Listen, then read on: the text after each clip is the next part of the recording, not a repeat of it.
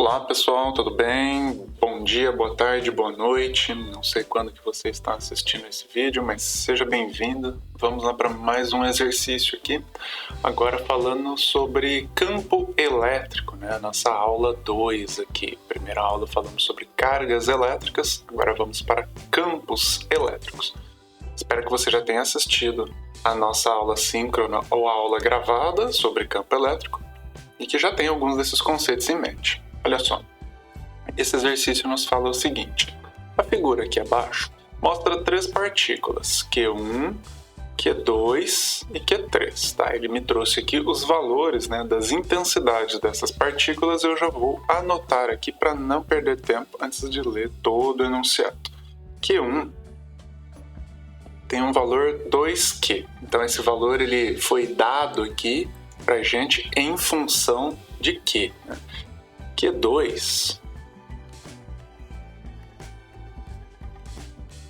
tem o mesmo valor, ó, 2Q, só que Q1 é positivo, Q2 aqui é negativo, menos 2Qs. E temos uma terceira partícula, Q3, de valor menos 4Q. Bem, você sabe que é bastante importante aqui ter atenção ao sinal aqui dessas partículas, né? Se elas são positivas, negativas, isso daqui vai fazer grande diferença aqui pra gente. Deixa eu grifar essas informações, destacar elas aqui, que são as informações que o enunciado me traz. Vamos em frente, então.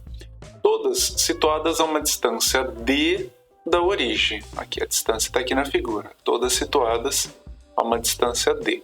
Veja que essas partículas não estão situadas sobre o eixo X e sobre o eixo Y, né? Elas estão ali com uma defasagem angular com relação a esses eixos. A partir daí ele pergunta: determine o campo elétrico total E produzido na origem. Então olha só, isso daqui é muito importante, ó, na origem pelas três partículas. Se você se lembra, para a gente determinar o campo aqui na origem, a gente utiliza o conceito de carga de prova, né? Que significa a mesma coisa que colocar uma carga aqui chamada de Q0 positiva nesse ponto do espaço e observar aqui como que é o campo elétrico, como que ela se comporta, né? Como as forças que atuam sobre ela se comportam, ok? Então é isso que ele nos pede, tá? O campo elétrico total. Vou anotar essa informação também. O que ele quer é o E total. Bem, o que é o E total? Essa é a primeira pergunta aqui que a gente tem que se fazer, né? Quem que é o E total?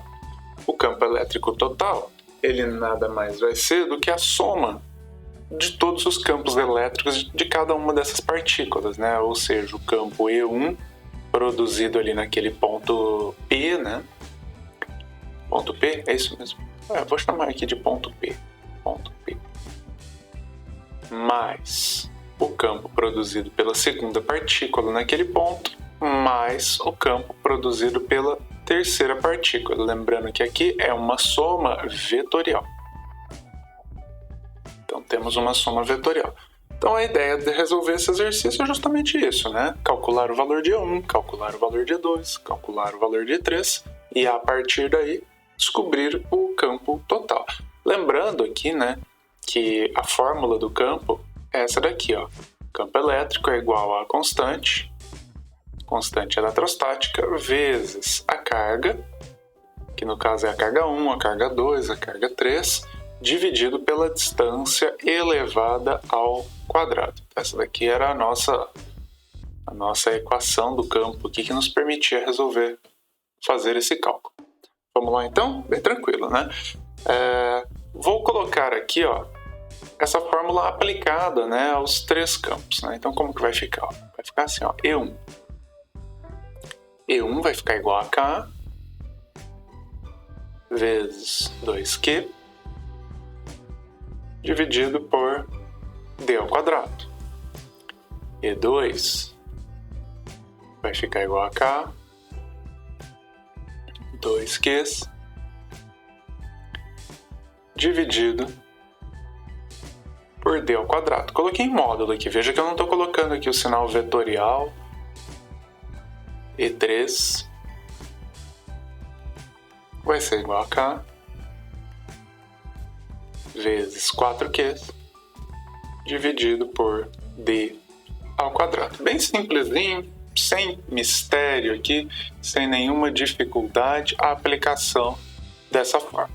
Agora eu quero chamar a atenção para um outro aspecto, que é a distribuição geométrica aqui dessas partículas, né? Vamos olhar aqui em detalhes para tentar entender o que está acontecendo, como que essas partículas estão interagindo. Bem, Q1 é uma carga positiva, vou colocar um sinal de mais aqui na figura. Q2 já não é positiva, é uma carga negativa. E Q3 também é uma carga negativa. Vamos desenhar aqui a distribuição das forças, porque aí também ela já vai nos dizer qual é a distribuição dos campos, né? Olha só, eu tenho uma partícula positiva e uma carga de prova positiva aqui no centro. O que vai acontecer? Positivo com positivo a gente tem repulsão, né? Então, sobre essa carga de prova colocada num ponto P, eu vou ter aqui uma força de repulsão. Eu vou desenhar aqui, vamos ver se eu consigo fazer uma linha reta. Vou pedir ajuda aqui dos... Cadê? Eu tenho uma linha reta aqui em algum lugar. Aqui, achei. Então, olha só, tá lá. Aqui, pronto. Esse daqui, ó, é o campo que eu vou chamar de campo E1, tá? É o vetor campo E1. Né? Positivo com positivo você tem uma repulsão. Agora, eu vou desenhar o campo E2, que é o campo da segunda partícula. Imagina, eu tenho uma carga de prova positiva colocada aqui na origem, interagindo com uma carga Q2 que é negativa. Positivo com negativo eu tenho uma atração, certo?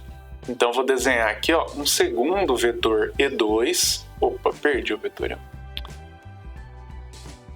Eu tô aprendendo a usar essa caneta, essa mesa digitalizadora aqui, e a habilidade às vezes é um pouco reduzida. Então vou desenhar aqui o vetor E2. Ah, mudou a cor, não era isso que eu queria. Ok. Agora sim. Aqui. Não foi. Oh, meu Deus.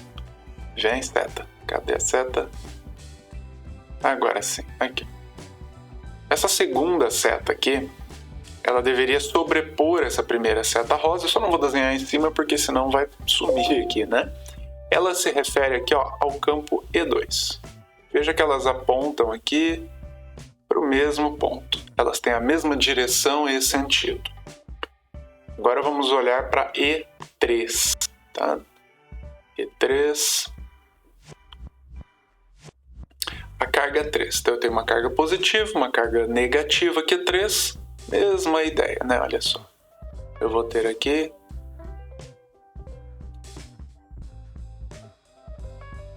um campo E3.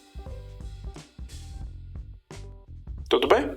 Então essa aqui é a minha distribuição, assim, vamos dizer, geométrica aqui, né?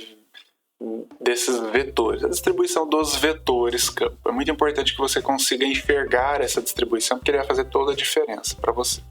Eu quero que você perceba também o seguinte, né? Quando esses vetores eles não estão aqui sobre os eixos x e y, a gente costuma calculá-los fazendo aqui a representação deles na direção x e na direção y, né? A gente representa esses vetores em termos de suas componentes.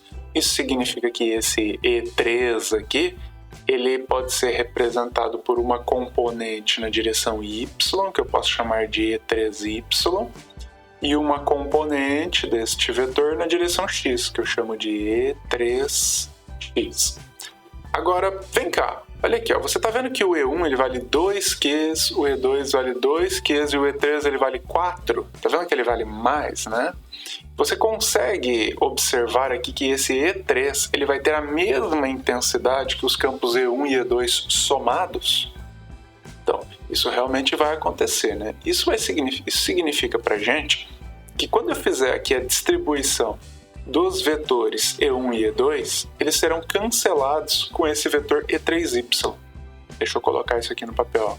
Quando eu fizer E1 na direção y mais E2 também na direção y, este vetor será cancelado com esse daqui. Se você não consegue enxergar isso daqui na fórmula, você pode ir lá fazer o seno de 60 graus para cada um deles, calcular, tá? E você vai ver que realmente as componentes na direção y dão o mesmo valor.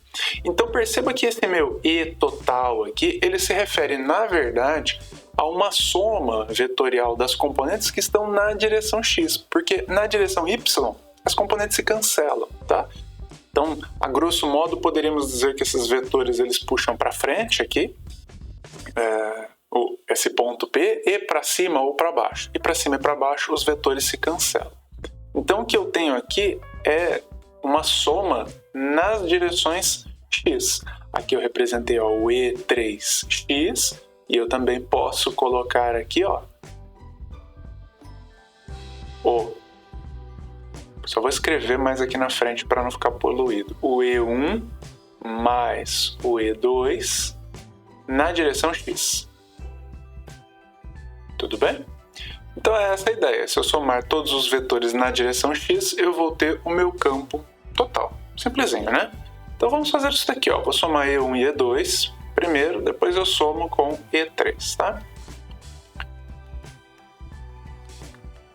Vamos fazer isso daqui. E1, vou chamar de E12. E12 é igual ao campo E1 mais o campo E2. Vamos calcular isso daqui, E12 será igual a K, 2Qs dividido por D ao quadrado, mais K, 2Qs dividido por D ao quadrado. Então, E12 é igual a K vezes 4Qs dividido por D ao quadrado. Você conseguiu enxergar agora que a soma de E1 mais E2 é igual ao vetor E3? Então era isso que eu estava falando antes, por isso que eu cancelei eles aqui, tá? Então eles têm o mesmo valor. Ok, só que só isso não é suficiente, né? Eu tenho que ali calcular ele na direção x, né? Esse vetor EX, ele está próximo do ângulo aqui, eu faço isso por meio do cosseno, tá? Então aqui eu posso calcular E12, vou colocar entre parênteses na direção x, vai ser K vezes 4Qs dividido por D ao quadrado vezes cosseno de 30 graus. E eu tenho a componente só na direção x, ok? Essa é a ideia. E a mesma coisa com E3, né? Se eu pegar E3 e quiser descobrir E3x, eu vou pegar E3 e vou multiplicar por cosseno de 30 graus. Aqui vezes cosseno de 30 graus. Então, fechou aqui, né? Conseguimos resolver o nosso problema. Aí, total será igual a K vezes 4Q dividido por D ao quadrado vezes cosseno de 30 graus mais K vezes 4Qs vezes cosseno de 30 graus de novo dividido por D ao quadrado. Então teremos então aqui um E total igual a 2 vezes K 4Qs. Eu já vou substituir aqui. Não, depois eu... Não, vou substituir já. Pode ser aqui, ó. Cosseno de 30 graus vai ser pra gente 0,866, ok? Ó, já vou fazer uma outra substituição, já vou aproveitar, já vou fazer direto aqui. Vocês entenderam que eu só multipliquei por 2, né? Então, ó, o K ele vale 9 vezes 10 a 9. Que a gente não sabe o valor, né? A gente vai deixar em função de quê? Cosseno de 30 graus, 0,866. Dividido aqui por D ao quadrado. Então, meu E total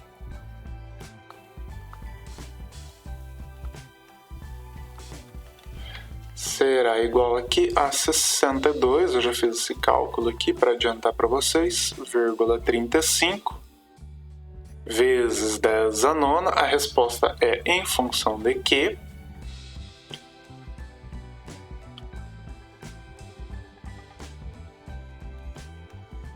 e em função de D ao quadrado. A unidade de medida é o Newton Coulomb, ok? Então é isso aí, pessoal. Chegamos aqui. Essa é a nossa resposta final. Espero que tenham entendido aqui. Tentem depois fazer sozinhos esse exercício, tá bom? Um abraço aí para todos vocês e tchau, tchau!